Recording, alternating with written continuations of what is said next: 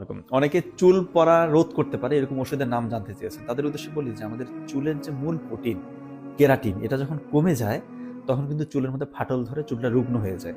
এই চুলটাই কিন্তু পরবর্তীতে পড়ে যায়। তো ভিটামিন বি7 বা বায়োটিন মার্কেটে ফ্লোরিজ অথবা নবটিন নামে পাওয়া যায়। এই ওষুধ 1000 mcg মাইক্রোগ্রাম দিনে 2 বার খাবেন, সকালে এবং সন্ধ্যায়।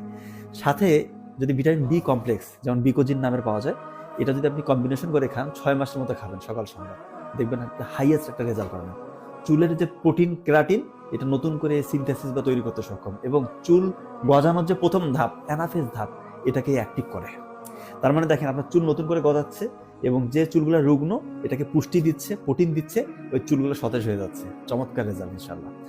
আরেকটা ওষুধ আছে, এটা আসলে খুব ভালো ওষুধ, মিনোক্সিডিল, কিন্তু দুঃখের বিষয় এটা বাংলাদেশে ওরাল ফর্মে মানে ট্যাবলেট আকারে পাওয়াই যায় না।